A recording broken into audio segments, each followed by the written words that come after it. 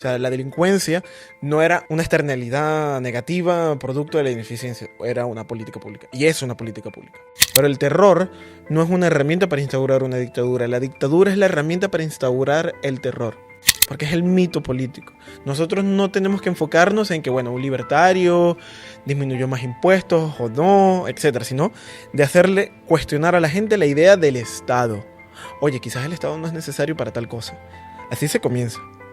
Y ya luego, ya la gente va a decir, mira, yo no necesito el Estado ni siquiera que exista. La educación no le falló. El tema es que la educación es estatal, que es adoctrinamiento, no es educación. Si quieres educarte, está el mundo real. O sea, las universidades no te van a enseñar el mundo real, te van a enseñar lo que el Estado te dicte. Esta política sí que imperialista que lleva Estados Unidos como implantando sus democracias en todo el mundo. Muy buenas a todos, bienvenidos un día más a un nuevo episodio de Ancast. Hoy estamos en la sede de la Francisco Marroquín y tenemos el placer de contar nuevamente con Yomar Moreno. Bienvenido, Yomar. Hola, Jorge, y hola, chicos. Gracias por la invitación de nuevo y es un placer para mí estar en la Universidad Francisco Marroquín. Gracias por venir. Yomar ya había venido anteriormente al podcast, habíamos hablado un poco sobre Venezuela y obviamente ahora es una situación idónea para hablar sobre el tema por todo lo que está sucediendo, que seguramente Yomar nos lo puede explicar mucho mejor. Sí, Jorge. Digamos que las circunstancias han cambiado para mejor, para la situación de la libertad de Venezuela. Nosotros, al menos yo y mis compañeros, somos optimistas sobre el futuro de mi país y yo creo que la libertad está cerca. Si todo se encamina en lo que nosotros manejamos, en la gente que lo está dirigiendo, y si todo lo que está ocurriendo en este momento en el Caribe termina finalmente con la tiranía del socialismo en Venezuela. Sí, para la gente que esté debajo de una piedra, lo que sucede básicamente es que está Estados Unidos, ¿no? Liderado, digamos, por Trump, bloqueando un poco el tráfico este que hay entre Venezuela, Cuba y como haciendo un poco de amenazas, ¿no? Y parece que Marina Corina Machado se puede posicionar en la presidencia donde actualmente está Maduro. Si quieres matizar aquí alguna de lo que he dicho. Sí, a ver, Estados Unidos tiene una operación antinarcóticos en el Caribe, enfocada efectivamente en Venezuela, siendo Venezuela un narcoestado, promotor del terrorismo en la región, que se sustenta efectivamente en eso. Digamos que Venezuela no es un país que depende del petróleo simplemente, que produce muy poco en comparación a las reservas que tiene, que son las mayores del mundo, y al historial de PDVSA y de las empresas privadas antes de su nacionalización, sino de que utiliza efectivamente el tráfico de drogas como un canal de financiamiento interno para sus élites, como un arma de proxy para la región. Entonces Estados Unidos ha reaccionado bajo la administración de Donald Trump, y creo que el protagonista de todo esto también es el secretario de Estado, Marco Rubio, cubano, que tiene entre cejas y cejas acabar con el castrismo. Y bueno, uno de los grandes soportes, si no el mayor soporte de los últimos tranquilamente más de 20 años ha sido el régimen chavista en Venezuela, con Hugo Chávez y ahora con Nicolás Maduro. Y debido al liderazgo de María Corina Machado, se ha logrado no solamente utilizar las últimas elecciones, que fueron del 28 de julio, de hace más de un año, como base legítima para la acción política, sino para encaminar a la desnaturalización política del régimen. A Nicolás Maduro no se le está tratando como un dictador en este momento, que lo es. Se le está tratando como el líder de un cártel, el cártel de los soles, que ha sido calificado como grupo terrorista internacional por Estados Unidos y varios países. Ajá, pero ¿no hay más países también que tengan cárteles? Sí, por supuesto. A ver, América Latina está lleno de cárteles. Eso no significa que Europa o Estados Unidos tampoco. Digamos que el narcotráfico hay. Y esto no va a acabar con el narcotráfico. En realidad nadie aquí está luchando precisamente contra el narcotráfico en términos generales. Igual la guerra contra las drogas es un sinsentido, efectivamente. Pero se está utilizando esto por dos vías. La primera, desnaturalizar políticamente a Maduro, porque es distinto tanto para la política interna de Estados Unidos como para la política exterior de Estados Unidos, digamos, mantener una narrativa que diga, bueno, nosotros estamos luchando contra un dictador que es malo, que se robó las elecciones y que es una amenaza para la región. Y otra muy distinta es decir, bueno, que es el líder de un cártel terrorista, vamos a quitarlo del poder y vamos a capturarlo porque hay 50 millones de dólares por su cabeza, igual que su círculo. Es una narrativa completamente distinta. Y la operación no se ve como una operación del ejército estadounidense en el exterior, sino como una operación de seguridad interna, que se maneja de otras maneras. Por eso ha habido tanto debate tanto en el Congreso de Estados Unidos como en otras calificaciones. También hay que hacer una separación. Nosotros tenemos a México, tenemos a Colombia, tenemos a Perú, Ecuador, el propio Estados Unidos, en donde partes del Estado, como a nivel civil, existe el narcotráfico. Pero hay una diferencia. Digamos que el régimen de Nicolás Maduro utiliza el narcotráfico como sustento. O sea, México no va a quebrar si mañana desaparece el narcotráfico, o Perú no va a quebrar porque desaparezca el narcotráfico, Colombia tampoco. Es una parte importante de sus economías. La economía venezolana es extremadamente pequeña, ha colapsado en más del 90%. Depende del petróleo que vende, que es menos de 1 millón, son 900.000 barriles aproximadamente. Y del narcotráfico. Narcotráfico que utiliza no solamente para financiarse, sino para utilizar como proxy frente a otros estados. Porque, por ejemplo, no sé, el cartel de Sinaloa, vale, es narcotraficante, pero no tiene objetivos políticos. El cartel de Sinaloa sí tiene acuerdos políticos, sí mantiene una estructura narcotraficante en el estado mexicano o incluso del lado estadounidense, pero sus objetivos no son políticos.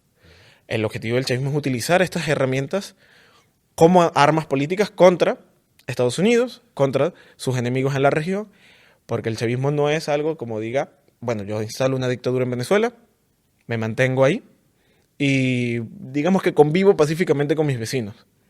El chavismo, por su naturaleza, es un proyecto expansionista.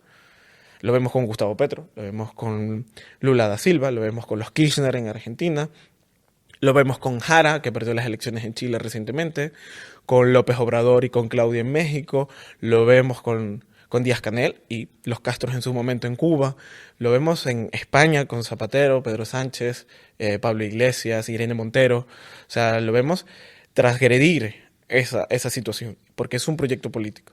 Si Maduro simplemente se hubiera dedicado a vender drogas o los cárteles en Venezuela junto a otros cárteles en la región, digamos que el debate sería distinto. Y Marina Corina Machado también recibió hace poco el Premio Nobel de la Paz, ¿no? Sí, a ver, yo creo que muy merecido, porque esto no es solamente María Corina, es Venezuela. Creo que es un reconocimiento internacional importante.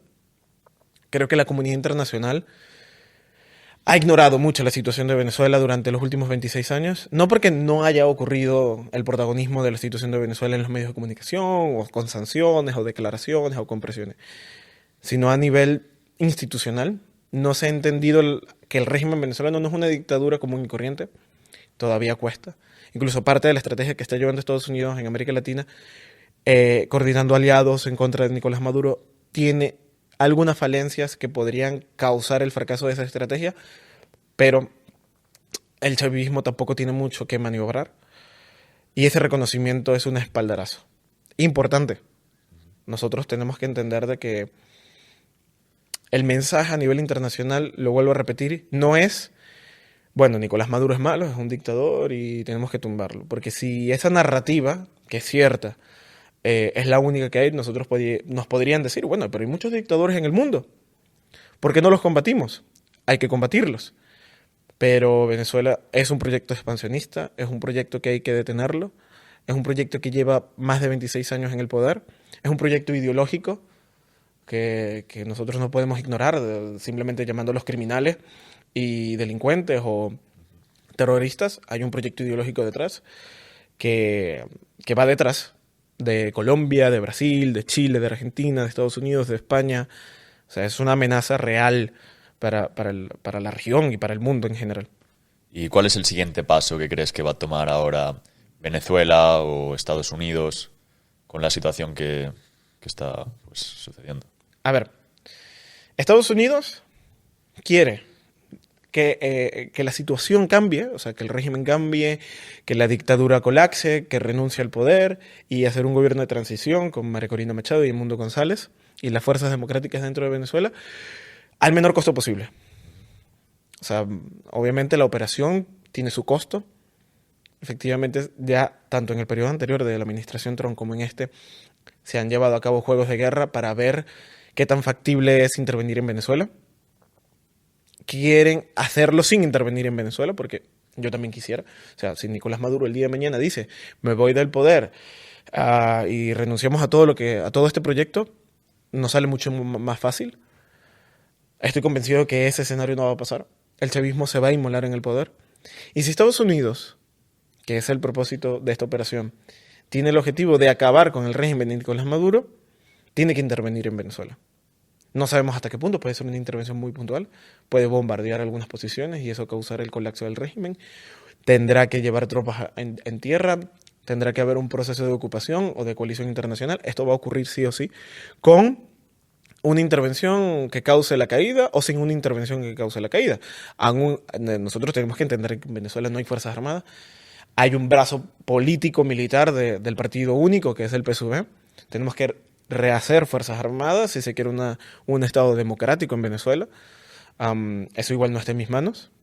Eso está en manos del liderazgo de Estados Unidos. Tampoco está en manos de María Corina Machado, ni muchísimo menos del liderazgo opositor. Al final el liderazgo opositor es la base narrativa política que podría dar sustento a una transición democrática.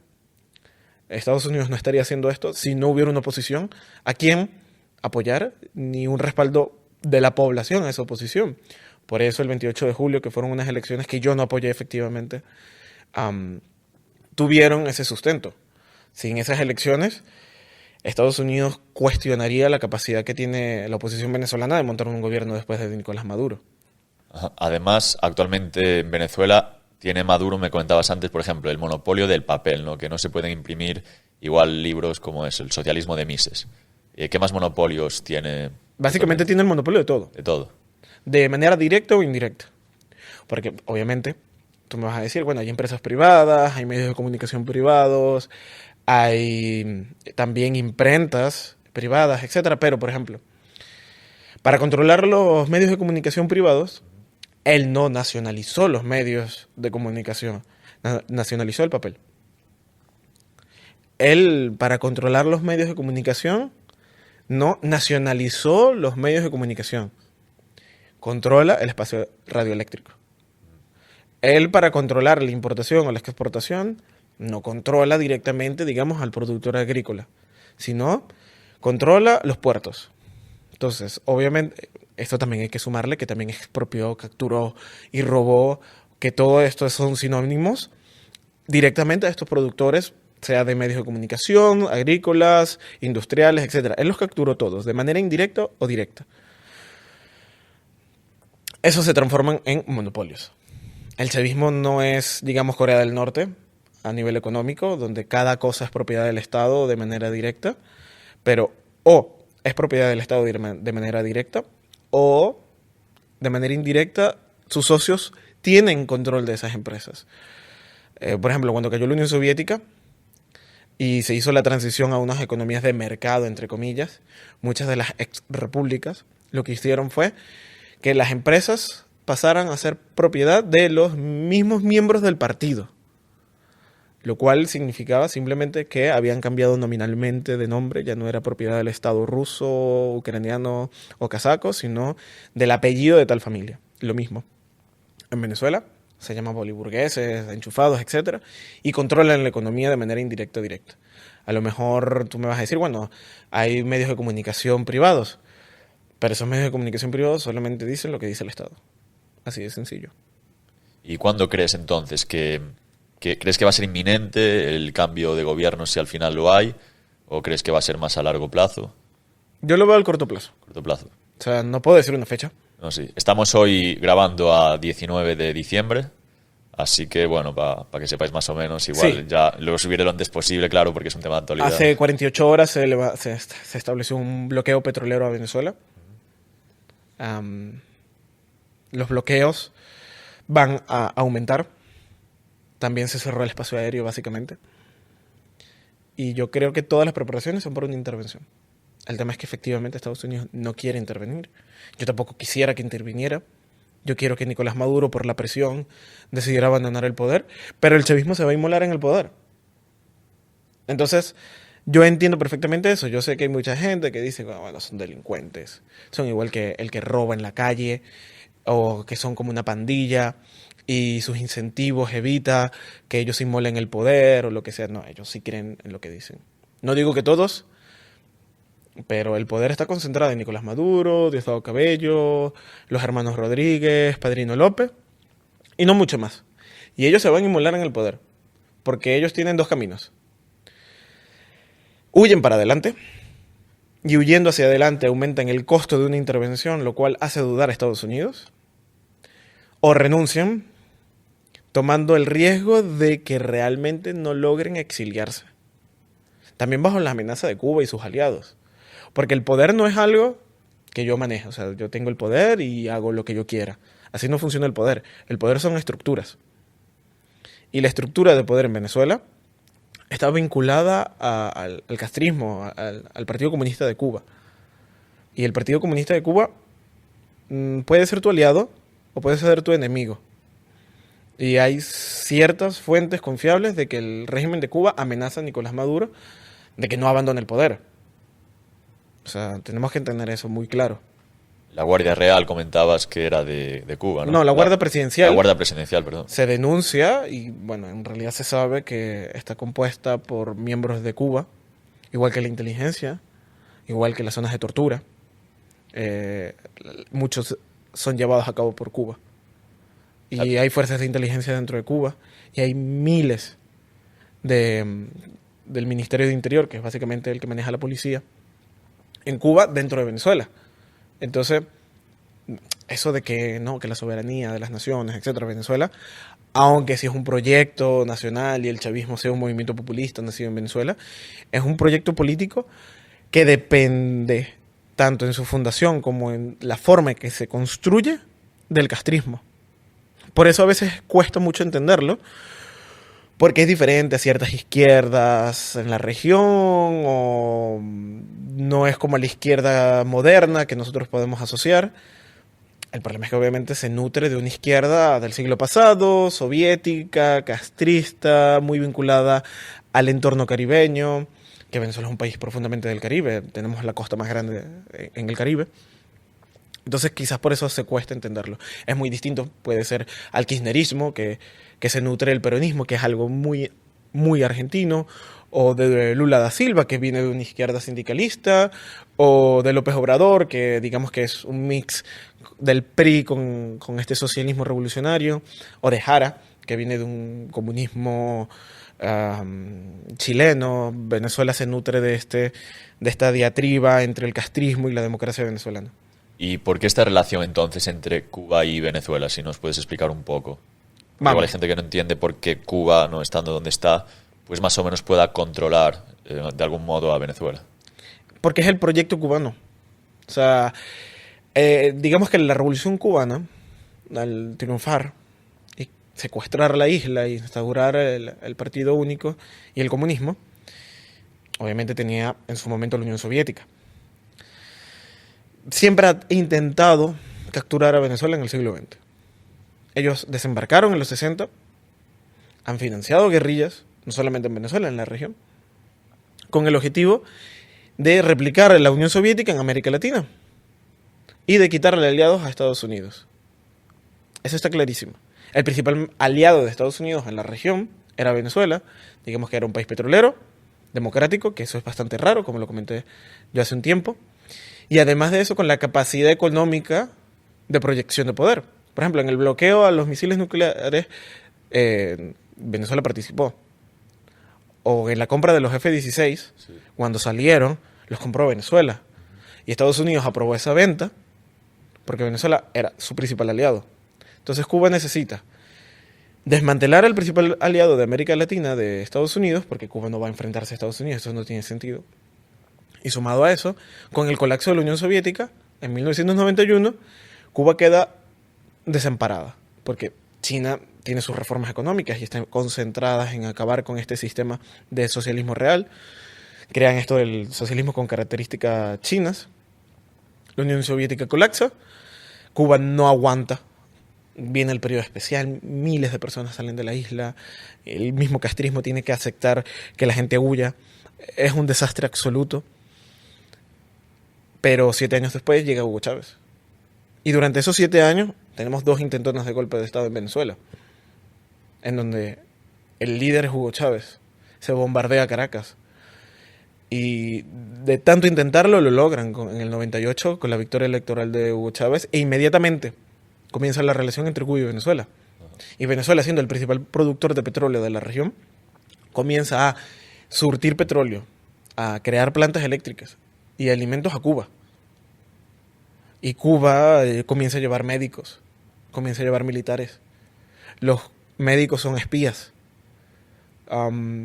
Comienzan a expandir eso a través del Foro de Sao Paulo, que es el proyecto del socialismo del siglo XXI, como si fuera efectivamente la nueva Unión Soviética. Y con ese dinero se paga la campaña de Néstor Kirchner, se paga parte de la campaña de Lula da Silva, de Lugo en Paraguay, el Frente Amplio en Uruguay, se paga al Partido Comunista en Chile, Ollantaytambo en Perú. Con ese dinero se hacen las campañas de Gustavo Petro, Rafael Correa, nace Podemos, nace Morena. Se comienza a utilizar ese dinero para precisamente ese proyecto. Llega la otra dictadura de América Latina, Ortega en Nicaragua. Se utiliza ese proyecto. Y se comienza también a financiar asesores y congresistas en Estados Unidos. Por ejemplo, uno de los asesores de Joe Biden era literalmente pagado por el chavismo. Se me escapa el nombre en este momento. Entonces, tenemos que entender la magnitud de la capacidad del chavismo y de Venezuela de pagar todo eso. Por eso es que la izquierda internacional está aterrada de que el chavismo colapse. Porque cuando caiga el chavismo, toda la izquierda occidental, y estoy siendo moderado en limitarlo a Occidente, va a quedar desmascarada. Como este proyecto autoritario que tienen entre ceja y ceja. El último bastión, ¿no? Casi de la izquierda comunista en Occidente. De la tradicional, quizás. También están vinculados mucho a la izquierda progresista. Sí. Pero si lo queremos como que ser moderados, porque yo tampoco tengo la capacidad de ver la magnitud del chavismo, sí, del socialismo real. Y no tan real, que ahí está el PSOE. Sí, sí. Zapatero, ¿no? Ahora que... Zapatero, Pedro Sánchez, mismos que recibieron, incluyendo Ábalos, a Delcy Rodríguez aquí en Barajas. Aquí sí, con la maleta. O que mantienen aquí en el barrio de Salamanca a las familias de los empresarios del chavismo. O sea, hay una relación bastante directa. No, por supuesto. No me puedo imaginar al PSOE de hoy o al Podemos de hoy sin Venezuela. Por eso Irene Montero es incapaz de condenar a la dictadura venezolana. ¿Y crees que sería entonces un palo para estos partidos? Por supuesto. Porque dime tú, una cosa es que efectivamente en tu partido haya adictos y haya personas que vayan a burdeles o que digamos que roben dinero. Bueno, es el Estado. Hay corrupción. Pero es que nosotros no estamos hablando de eso. Nosotros estamos hablando de creación de partidos políticos, propuestas de expropiación, de control de medios de comunicación y de lavado de dinero, como de apoyo interno a la Unión Europea para no condenar crímenes de lesa humanidad, de tortura, de secuestros, de tráfico de armas y de terrorismo. Porque cuando yo digo que, bueno, estoy limitado a la izquierda occidental, no estoy incluyendo a Hezbollah, ni a Hamas, ni a Irán. No los estoy incluyendo porque, bueno, ellos no son de izquierda, son grupos teocráticos, son otra naturaleza, pero son grupos terroristas. No estoy agregando a Putin. Porque, por ejemplo, con la invasión de Rusia a Ucrania, en las regiones donde se hicieron los plebiscitos, el Consejo Nacional Electoral de Venezuela asistió técnicamente y como testigos a esos plebiscitos, que no tienen ninguna legitimidad, porque dime tú cómo se va a hacer elecciones cuando ha ocupado el país. O sea, no tiene sentido. Entonces, yo estoy siendo muy moderado porque no quiero que se me escape algo que quizás no sea cierto. Pero toda la izquierda con estos regímenes están vinculados con Venezuela y eso está confirmado. ¿Quién sabe cuánto más? Porque no es simplemente que me estoy pagando un kilo de cocaína o estoy pagando prostitutas. Estoy llevando a cabo un proyecto político con la intención de crear una autocracia. Ajá. Y volviendo al tema de Marina Corina Machado, si nos puedes comentar un poco su trayectoria, así para que la conozcamos un poco más. A ver, María Corina viene de la familia Machado. Ella no estudió nada que tenga que ver con política, la verdad. Pero ella comenzó y entró en la política con una organización llamada Súmate, que era una organización sin fines de lucro, que velaba por la participación electoral, la auditoría electoral, y que digamos que tuvo su gran momento en 2004 con el revocatorio a Hugo Chávez, en donde ella denunció irregularidades y fraude. Durante todos estos años ella simplemente fue una política independiente. Ella se dedicaba al tema electoral a través de Súmate. Luego de eso, digamos que Súmate siguió existiendo, pero ella decidió participar políticamente como candidata independiente. Ella fue diputada y ella, luego de ser diputada, en el 2010, en la Asamblea Nacional la agredieron físicamente, la inhabilitaron y la sacaron de su curul. Ha sido la diputada más votada, eso sí, en Miranda, en el país en general, pero ella era de Miranda. Y posteriormente a eso, ella se lanza como independiente para las elecciones presidenciales en la coalición de la Mesa de la Unidad Democrática. Se lanza a las primarias. Ella habla de capitalismo popular. Estamos hablando de un país que en 2011 y 2012 el debate no tenía nada contra el socialismo. Mejor dicho, el candidato de la oposición venezolana, que no era oposición, por supuesto, el cobarde de Enrique Capriles, habla sobre que darle rango constitucional a los proyectos socialistas de Hugo Chávez, de que Chávez no es malo, pero es un corrupto, pero que tenemos que mantener el mismo sistema. Entonces no hay un cuestionamiento del sistema socialista, sino que quieren un socialismo democrático. No quieren un socialismo autoritario como el que estaba llevando a cabo Hugo Chávez, pero todo el modelo era exactamente igual. Y María Corina Machado, que no tenía apoyo popular, tenía un 2% de los votos, habló del capitalismo popular y esa fue su gran campaña en las primarias. A ella siempre la marginaban como si fuera radical, que para mí como libertario es moderada, por supuesto, no, para nada. Pero digamos que tenía este comienzo como la proyección política liberal clásica en Venezuela. Obviamente no gana las primarias. Pasa todo lo que pasó en 2012, luego muere Hugo Chávez, Capriles otra vez se lanza a la presidencia, le roban las elecciones, como el cobarde que es, no hace nada. Y ella funda un partido llamado 20 Venezuela. Un partido político que se denomina Centro Liberal, que hemos trabajado nosotros del movimiento libertario con ellos hasta ahora. Hay momentos buenos, hay momentos malos. Digamos que nuestras posiciones radicales han chocado muchas veces con las posiciones que ellos denominan de centro liberal. Aunque nosotros no tenemos un debate ideológico en Venezuela, nosotros no vamos a estar diciéndole a un socialdemócrata, a un liberal clásico o a un nacionalista, no, mira, nosotros no vamos a trabajar contigo porque tenemos diferencias ideológicas. Sí, nosotros no pretendemos que la gente sea libertaria. Nosotros queremos acabar con una dictadura. Ya luego nosotros vamos a tener ese debate. Nuestras diferencias han sido estratégicas. Nosotros nos hemos moderado y hemos apoyado ciertas vías políticas, pero nos diferenciamos, por ejemplo, con la participación en elecciones. Antes de que dijeran que iban a participar, nosotros nos distanciamos de eso, con el reconocimiento del gobierno interino de Juan Guaidó, otro cobarde y corrupto más. Pero digamos que todo el camino que han llevado a cabo en este momento, nosotros damos un respaldo importante. Y ella también se ha radicalizado bastante a nivel ideológico, y la gente dentro de su partido también. Tengo fe de eso. Tengo fe de que los mínimos, digamos que el consenso político futuro va a ser liberal, de una democracia liberal. No es el sueño de un libertario, ni muchísimo menos, y entiendo los defectos que eso tiene, pero estamos hablando de que pasamos de una dictadura a una democracia liberal en donde espacios como estos son permitidos. Porque nosotros podríamos hacer esto en Venezuela, pero el día que salga ya no podremos volverlo a hacer. Entonces nosotros podemos hablar en nuestras casas o podemos grabar lo que sea mientras no sea público. Véase usted si lo hacen. Ya no hay manifestaciones masivas en Venezuela por algo. Yo aquí en Venezuela puedo ir con mi gorra del movimiento libertario por la calle y puedo sufrir agravios. Hay gente que es detenida por notas de voz, por historias de WhatsApp, o simplemente por insultar a los espías del chavismo en cada calle. Entonces, ella ahorita, siendo la líder de la oposición, va encaminada en una ruta que yo creo que es conveniente, porque el chavismo no va a salir sino a través de la guerra. No está en nuestras manos, tampoco la de ella. Al final eso es decisión de Marco Rubio, de Donald Trump y su administración. Pero si las cosas siguen así, y finalmente, como yo veo previsto, en cualquier momento termina esta pesadilla y me puedo reencontrar con mi familia, con mis amigos, etcétera, en un país que finalmente comienza a debatir estas cosas, para mí ya es ganar. Claro, el principal problema también es el de las armas, ¿no? Que, No, por supuesto. las quitaron. No sé exactamente cómo fue cuando... A ver, en Venezuela nunca ha existido libre porte de armas.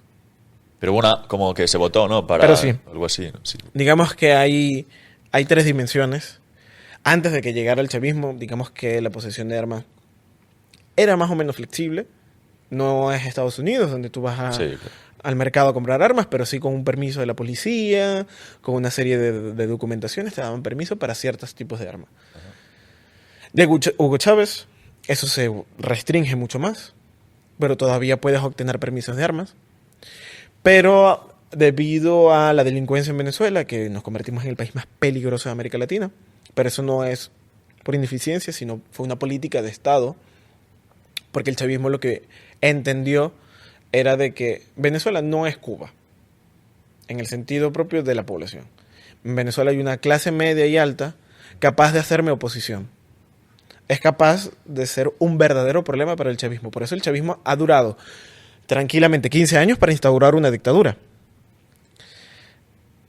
Por eso fracasaron sus 2 golpes de Estado. Estamos hablando de una población que, incluso el día de hoy, persiste en su resistencia de mantener una dictadura. Entonces, ¿cómo las quiebro? Las puedo quebrar a través de las expropiaciones, económicamente. La inflación, la hiperinflación, como incluso decía Lenin, es un mecanismo para destruir a los enemigos burgueses. Y a través de la violencia. Esta violencia no puede ser la policía matando gente en la calle a lo loco porque me tengo que mantener todavía dentro de la comunidad internacional. Necesito que sean delincuentes. Y estos delincuentes los voy a promocionar yo, los voy a financiar. Y esta violencia me va a servir como justificante en la Asamblea Nacional para votar una ley de desarme, que fue votada por Margarita Machado también en su momento, que aquí yo obviamente tengo mis diferencias, pero yo no creo que es condenable. Creo que en Venezuela los políticos, incluyendo a María Corina Machado, sostenían el mito político de la división de poderes, la ley, la constitución, y que esto es un bien mayor, el bien común y todas estas cosas.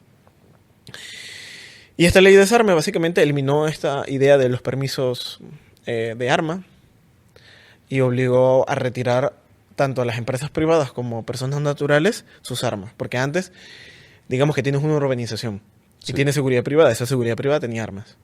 Ya no. Entonces tú ya vas quitando elementos de defensa de la población. La seguridad desapareció, pasó a ser pues privada, igual con un bate de béisbol o pública.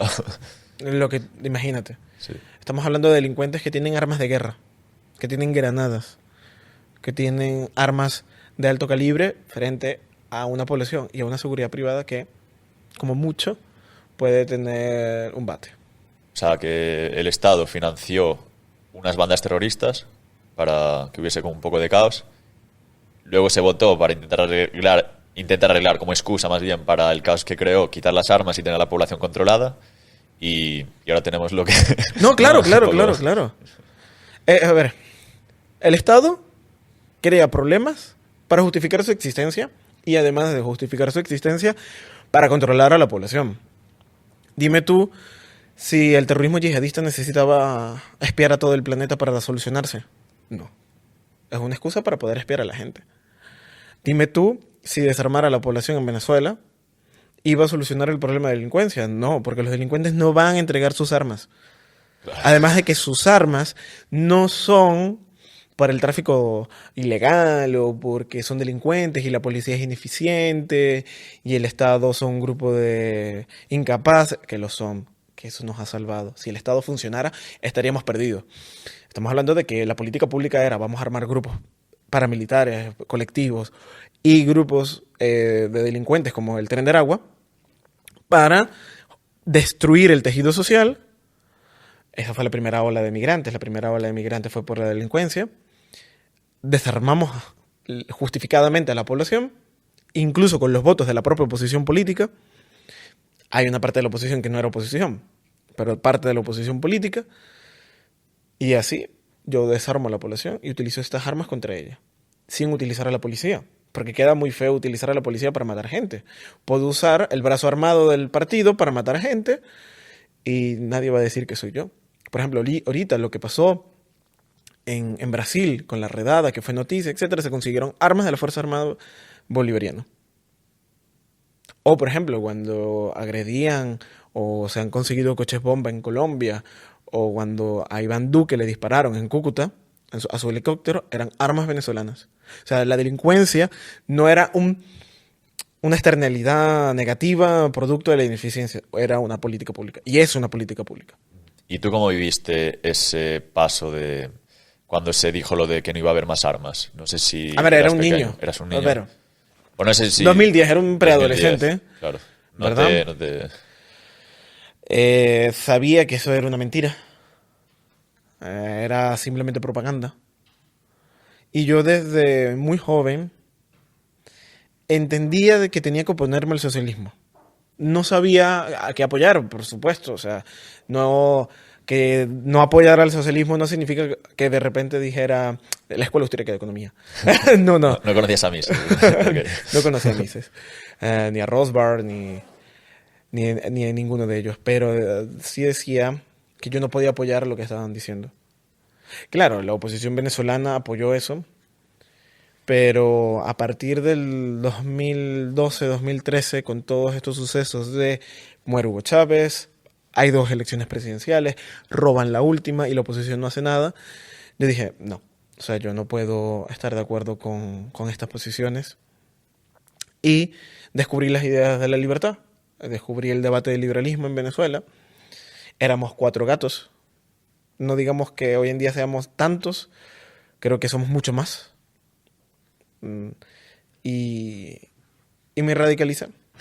Así de sencillo. Yo creo que duré un año siendo liberal clásico y luego dije, no, el anarcocapitalismo es el camino. ¿Y cómo lo descubriste? Veía el debate que te decía que la oposición venezolana no planteaba una oposición ideológica. Era como que nosotros planteamos lo mismo, pero sin ser una dictadura. Sí. Y yo decía, bueno, pero ¿por qué escasea la comida? ¿Por qué no hay luz? ¿Por qué las expropiaciones? La propiedad privada se tiene que respetar. Y había un apoyo tácito al capitalismo, pero no había un marco ideológico o teórico que me justificara el capitalismo. Entonces yo decía, bueno, el socialismo fracasa, ya sé por qué. Lo estoy viviendo, pero ¿por qué realmente fracasa? Y descubrí el cálculo económico. Ese concepto me hizo ir a Ludwig von Mises y ya de ahí a la Escuela Austríaca de Economía. Entré en contacto con Estudiantes por la Libertad en Venezuela, descubrí a CEDICE, pero en mi tercer año de bachillerato descubrí un autor llamado Carlos Rangel. Carlos Rangel, periodista venezolano, que tiene una obra llamada Del buen salvaje al buen revolucionario. Recomendado. O sea, si usted es un liberal latinoamericano y quiere entender lo que pasa en América Latina, tiene que leer El buen salvaje al buen revolucionario. Y si no es latinoamericano, también yo invito a todo el mundo a leerlo. Tenía 16 años. Lo leí y entendí el trasfondo político de América Latina. Y entendí por qué estamos en la situación que estamos. Él, en su obra, que es un recorrido histórico antes de la independencia, durante los procesos de independencia hasta los 80, hablas, yo creo que de 3 temas importantes. Primero, el mito del buen salvaje. Estamos hablando de que cuando los europeos llegaron a América se pensó que estábamos descubriendo el paraíso y el buen salvaje de Rousseau. Ese se transformó en el buen revolucionario, en el Che Guevara, en Fidel Castro, de que las sociedades capitalistas, conservadoras y del imperialismo americano, europeo nos están saqueando, etc. Eso es heredado de este mito. Que la derecha también se nutre de este mito, hablando sobre que, bueno, esta tierra consagrada por Dios se nos ha dado para construir al nuevo hombre, no el socialista, pero el demócrata cristiano. Y el pensamiento tercermundista, él tiene una obra después del Buen Salvaje, el tercermundismo, que nos posiciona en una falsa identidad. No sabemos qué somos, no somos indígenas, no somos españoles, tampoco somos americanos. No sabemos qué somos. Y eso nos hace encajar en, a lo mejor somos el nuevo hombre socialista de la Unión Soviética, o a lo mejor somos anglosajones, o tal vez somos europeos, o también somos asiáticos. No lo sabemos. Podemos experimentar con eso. Como es esta tierra nueva descubierta por Dios o por los pobres indígenas que fueron capturados por la civilización capitalista imperialista europea, tenemos estos nuevos proyectos. Y ese debate nos ha destruido. Yo creo que somos americanos, que desde Alaska hasta la Argentina tenemos eso en común, que somos algo así, algo nuevo, somos producto de esta mezcla. Y ese debate básicamente es el que ha permeado todas las ideologías en América Latina y que no nos ha permitido avanzar. También nos habla de los problemas democráticos e institucionales en Venezuela. Y Carlos Rangel, obviamente, en su defensa del liberalismo. ¿Y tú crees que entonces la transición que se haga, si se da hecho, del régimen de Maduro al de Corina Machado, sería una transición total, radical, o permanecería un poco, digamos, una transición ordenada como la que hubo, yo que sé, del paso de la dictadura a la democracia en España, ¿no? Que más o menos pues se mantuvieron pues, muchos altos funcionarios y demás, y no fue tampoco un cambio tan radical como se puede pensar? El tema es que depende del escenario. Tenemos el escenario en donde Estados Unidos interviene, captura a Nicolás Maduro y a su grupo, y eso permite una transición democrática en Venezuela sin el chavismo. Tenemos la otra de que Nicolás Maduro decide irse por las buenas con su grupo y abandona el país. Tenemos un debate que tuvieron en Alemania después de la Segunda Guerra Mundial. ¿Con qué construimos la nueva nación? Hay un libro que yo me leí que se llama Los juicios de Nuremberg. En donde Salió ahora la peli, de hecho. Muy buena. Y en donde te pone que, bueno, sí, las fuerzas aliadas ocuparon Alemania, acabamos con el nazismo y, en fin. No. ¿Qué ocurre? No tengo policías, no tengo jueces, no tengo fiscales. Claro. ¿De dónde yo saco los funcionarios públicos para construir un Estado? Y claro, nosotros aquí no estamos hablando de perdonar a los criminales de lesa humanidad, para nada. Pero el militar, el policía, el fiscal, etcétera, esta gente que común y corriente no las podemos meter presa. Podemos hacer juicios express. Cosa que ocurrió en Nuremberg. Mira, tú eres condenado por tales crímenes, 48 horas después o una multa, estás libre y ahora eres parte de la República Federal Alemana. O de la República Democrática Alemana, la República de las Tres Mentiras. Sí, ni democrática, ni república, ni alemana. Y esa opción es la que va a ocurrir en cualquiera de los dos escenarios. La pregunta es que si en el escenario donde Nicolás Maduro se va por las buenas, cosa que no va a pasar, pero digamos que me equivoco y pasa, es llegar a un trato. Hay impunidad, porque se le tiene que perdonar a Nicolás Maduro para que abandone el poder.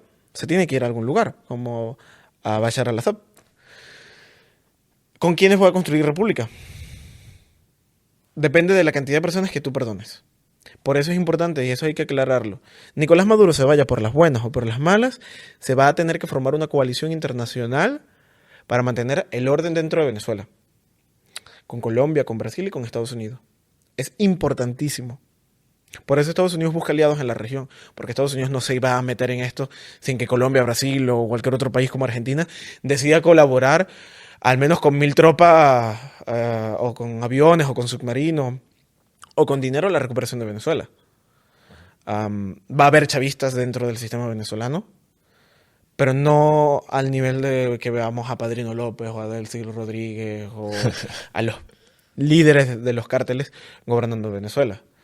Los policías que hoy son policías que no hayan cometido crímenes de lesa humanidad, digamos que son corruptos o aceptan sobornos o lo que sea, van a tener su proceso, pero no van a ir a la cárcel como otros criminales de lesa humanidad. Claro, bueno, de hecho, comentando el caso que acabas de decir de la Alemania nacionalsocialista, luego muchos cargos que fueron juzgados así acabaron en Estados Unidos, en la NASA, en instituciones así de élite, o en, por ejemplo, también altos cargos de la OTAN incluso. O sea, No, que por al supuesto, final, y claro, embajadores. es lo normal que más o menos, pues, obviamente no puedes cortar Porque todo el el sistema. plano, claro. No es como que yo te diga, bueno, yo tengo un partido político, tú tienes otro, y cuando pierda o gane las elecciones, hacemos un cambio de gente. En Venezuela, estamos hablando de que desde la jefa de calle, que es el espía del régimen, porque cada urbanización, cada barrio tiene uno, hasta Nicolás Maduro está compuesto por miles de personas. Sí. Y si tú quitas todos esos miles de personas, tienes que incorporar a nuevas personas para que sean funcionarios. Y eso va a ocurrir, pero no de manera inmediata. O sea, hay mucha gente capaz, compañeros míos, incluso que son ahorita parte del Estado venezolano, que gracias a ellos y su esfuerzo y tener estómago para ser parte del Estado venezolano, muchos amigos míos no están presos y tenemos la capacidad de gestionar a la gente que está dentro de Venezuela. Bueno, no tienen la capacidad de gobernar todo el país. ¿Con qué se hace república? Esa es la pregunta. Igual tú no gobiernas solo. Eso es mentira. Claro. O sea, tú también te defines como libertario, como anarcocapitalista, como... Sí, no, por supuesto. O sea, Sí, sí.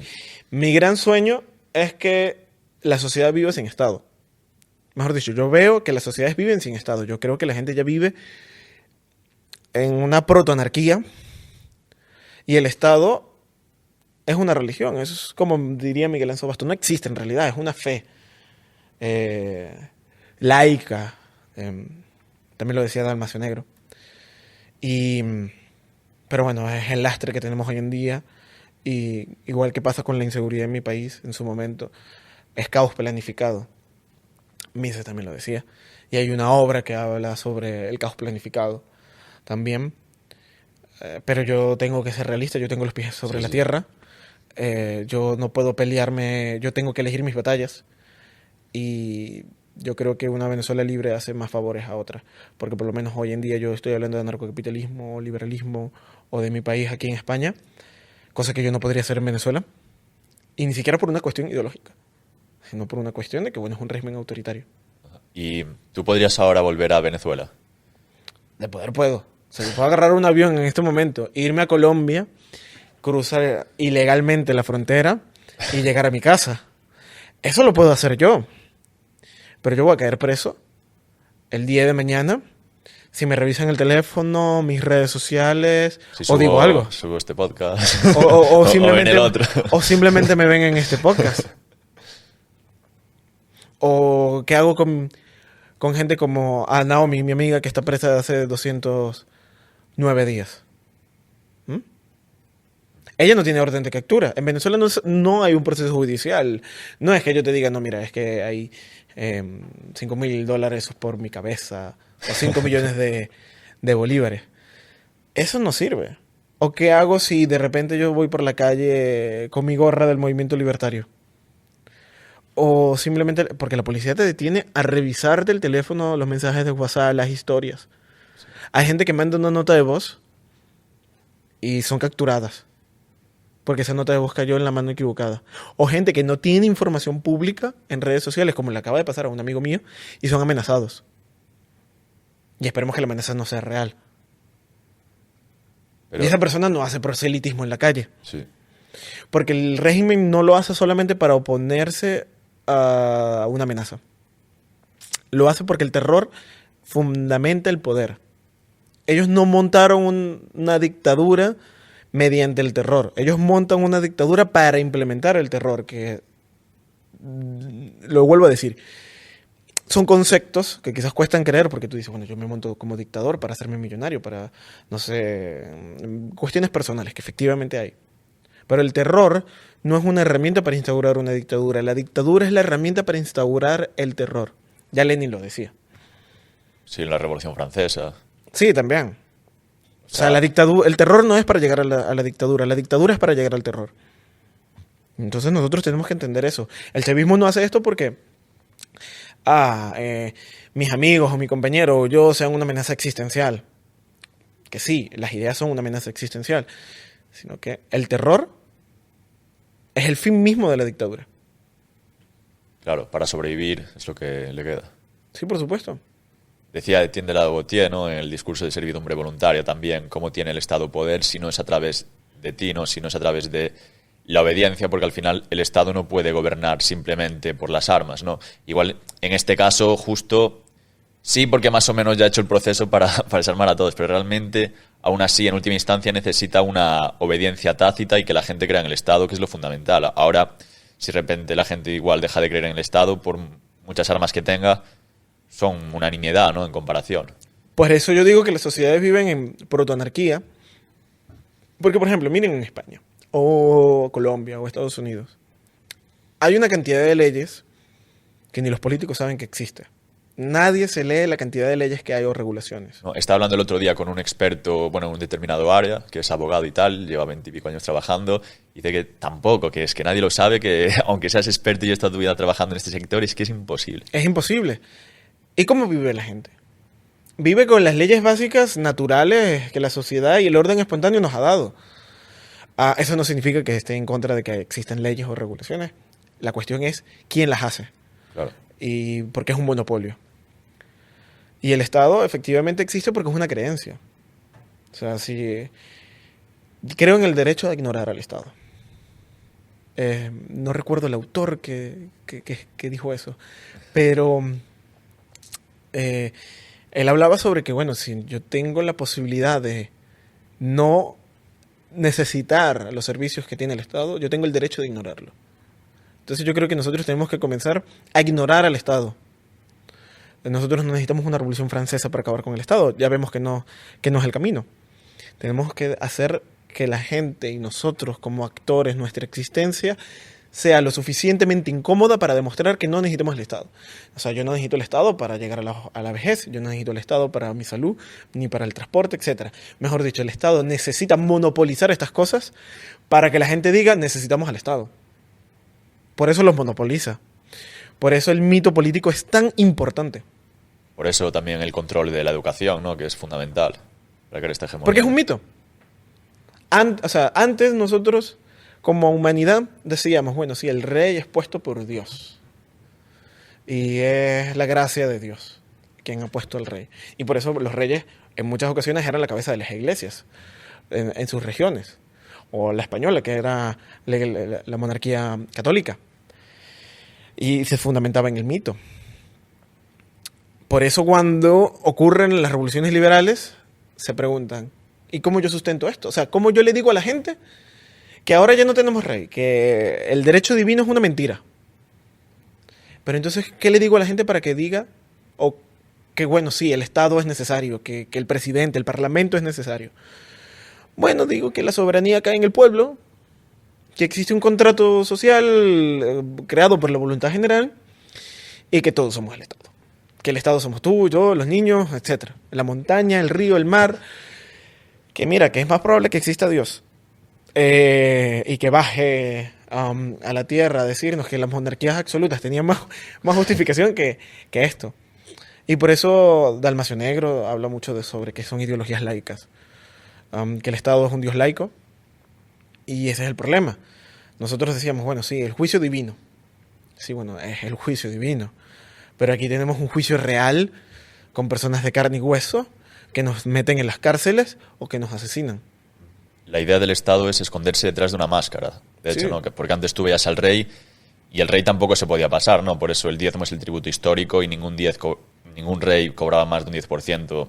Históricamente, porque la gente, claro, le veía así y se rebelaba. También los márgenes eran mínimos.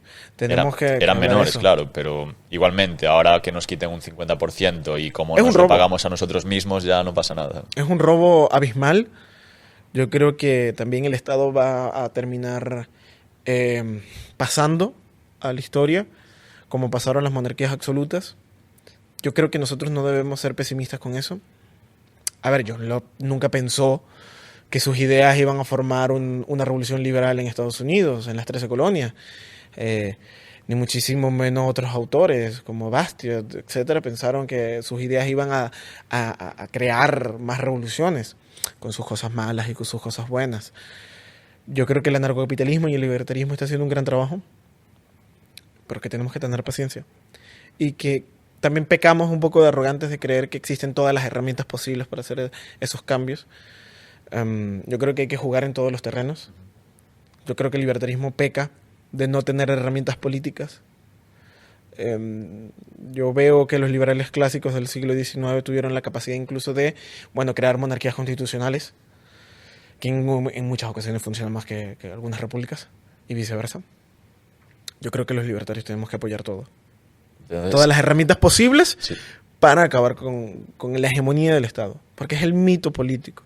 Nosotros no tenemos que enfocarnos en que, bueno, un libertario disminuyó más impuestos o no, etcétera, sino de hacerle cuestionar a la gente la idea del Estado. Oye, quizás el Estado no es necesario para tal cosa. Así se comienza. Y ya luego, ya la gente va a decir, mira, yo no necesito el Estado ni siquiera que exista. Pero ¿quién nos va a educar si no vamos a la escuela pública del Estado? Mira, la educación no es la escuela pública. Y eso está demostrado hoy en día. Quizás nuestros padres o nuestros abuelos no lo vieron de esa manera, pero hoy en día la gente se queja mucho, las nuevas generaciones, incluyendo la nuestra, diciendo que la educación les ha fallado. La educación no les falló. El tema es que la educación es estatal, que es adoctrinamiento, no es educación. Si quieres educarte, está el mundo real. O sea, las universidades no te van a enseñar el mundo real, te van a enseñar lo que el Estado te dicte. Excepto la Universidad Francisco Marroquín. A ver, gracias al mercado tenemos alternativas. Gracias al mercado tenemos la posibilidad. Pero el gran Ministerio de Educación, el gran hegemón que regula universidades como esta y te dice cuáles abrir y cuáles no abrir, es el que te dicta las cosas al final. Esta no, porque el título creo que es de Guatemala. Pero, sí, claro. Pero igual otras sí, porque está lo de la ENECA, ¿no? Por ejemplo, con lo de las Hespérides, que también tuvieron mazolío, creo que tardaron casi. Claro, los políticos 20 tienen que años. votar para abrir una universidad. Tuvieron que votar, creo que desde Canarias, y claro, en cualquier momento creo que se la pueden revocar o Exacto. algo así. Están haciendo leyes de forma retroactiva que les afectan de forma negativa pues a estas universidades y demás. Entonces, claro, es que es todo un caos. También es una competencia desleal. Claro, o sea, yo puedo totalmente. montar una universidad, pero yo no puedo competir contra el Estado y su propaganda. No, y además, me comentaba Cristóbal Matarán que actualmente las universidades públicas están financiadas de tal forma que una universidad privada compite con ellas y que les gane, es que es algo ridículo, ¿no? Porque creo que están las públicas financiadas casi al 90%. Entonces, que tú no quieras ir a algo que está financiado, o sea, que la competencia que hagas tú sea tal que sean casi pues precios predatorios, digamos, o lo que sea, y la gente prefiere la privada, aún así. O sea, con todas las subvenciones y tal, no lo quiero. Y cada vez, ahora creo que se habían matriculado más estudiantes de máster en la privada por primera vez que en la pública, o algo así me suena. O sea, que es como que está creciendo mucho la gente que se está pasando. También porque se está cambiando el modelo educativo. ¿Por qué Estados Unidos siempre está en el top de las universidades? Porque el modelo de Estados Unidos no es la universidad pública, sino de que las universidades se dedican a la investigación. Y a través de esa investigación financian las becas, que becan al 90% de los estudiantes. Nosotros tenemos que entender eso. No voy a decir que sea perfecto. Hay realmente problemas con los créditos estudiantiles, hay problemas de financiamiento público. Está el tema de las patentes, que yo no creo en la propiedad intelectual. Y no es una cuestión de creer, es que no existe, además. Como el Estado. Exacto. A ver, sí, todos estos son mitos políticos. Mitos políticos que sustentan o no la realidad. Y entonces, ese modelo también está impactando el resto del mundo. El mundo lo está comenzando a copiar porque la universidad pública es un centro de adoctrinamiento, ya ni siquiera responde a cuestiones reales. Al menos antes te servía para trabajar en la industria. Ahora ya no te sirve ni para manejar Excel. Y es importante. Y entonces la situación de Venezuela vemos que parece que va mejor, que está siendo positivo, que está avanzando un poco la libertad y se está siendo también respaldado, ¿no? Yo creo que un poco a nivel internacional a través de darle el Nobel de la Paz a Marina Corina Machado y parece que hay un movimiento de gente que ve con ilusión esto. Y yo quería entrar, por ejemplo, en el tema de la intervención de Estados Unidos, ¿no? Porque al final, si somos libertarios, también estamos en contra de las intervenciones de otros países en asuntos externos, ¿no? Digamos, o sea, tú podrías ir igual de forma privada, como ciudadano, a combatir contra la banda de bandidos que hay en Venezuela, ¿no? Pero esta política sí que imperialista que lleva Estados Unidos como implantando sus democracias en todo el mundo. A ver, o sea, sé que este caso es un... No, pero creo que es importante. Porque yo creo que hay un pequeño problema de visión del libertarismo que se nutre de un mito político estadounidense.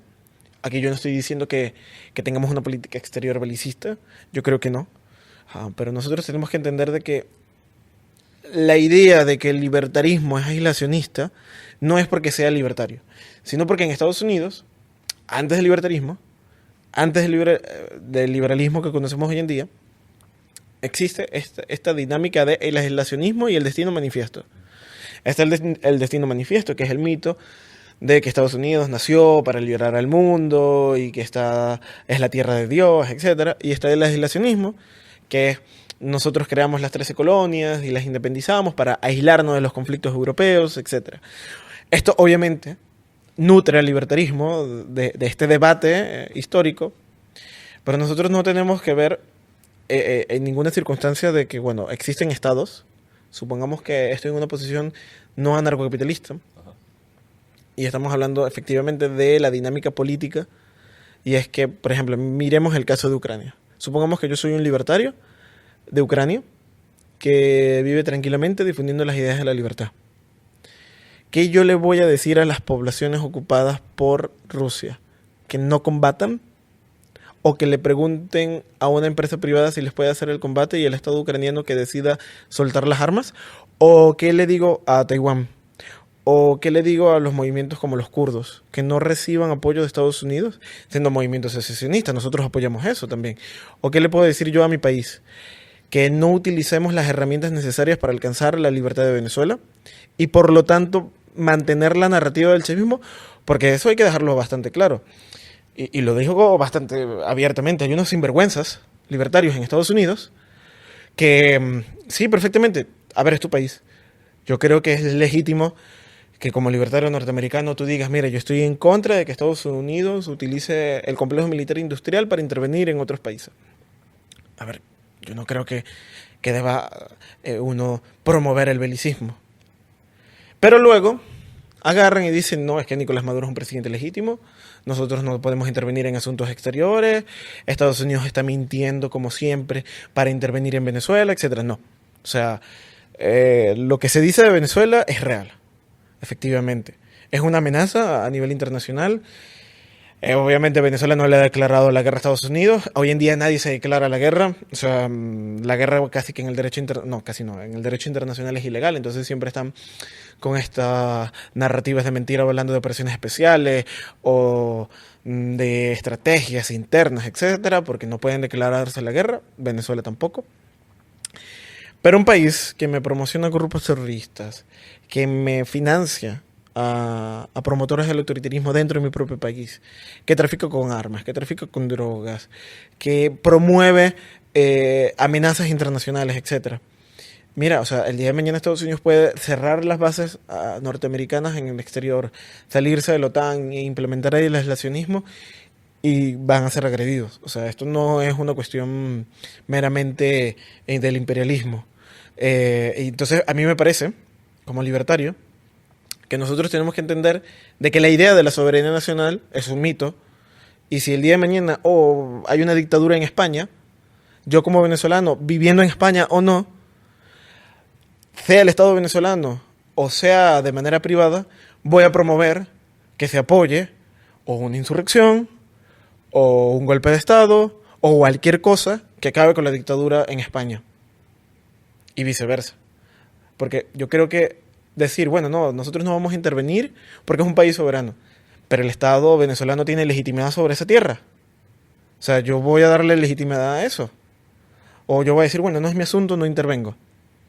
Entonces, ¿hasta qué punto estamos justificando una dictadura? ¿O hasta qué punto estamos dándole legitimidad y soberanía a un Estado para justificar o ir en contra de mi propio Estado? Porque yo creo que son dinámicas completamente diferentes. O sea, puedes criticarlo diciendo que es un Estado, como todos, ilegítimo, más ilegítimo seguramente que los otros por todo lo que ha hecho. Sí, por supuesto, pero por ejemplo, yo como venezolano le voy a decir ucraniano, mira, no aceptes armas del Estado ucraniano ni de la OTAN, porque es un Estado ilegítimo. Entonces voy a aceptar que Rusia me anexe. O le voy a decir a los venezolanos o a los libertarios norteamericanos, no, bueno, es que la soberanía venezolana, ese Estado es legítimo, el tuyo no. O sea, no. No, a ver, tendrían que decidir los ciudadanos, por ejemplo, en el caso de Ucrania y Rusia. Yo sé que hay zonas de Ucrania, por lo que tengo entendido, que prefieren ser rusos. Entonces debería ser cada ciudadano individual el que elija dónde quiere meterse. Sí, claro, pero Rusia no toma esa decisión, ni Ucrania. Y Ucrania no invadió Rusia.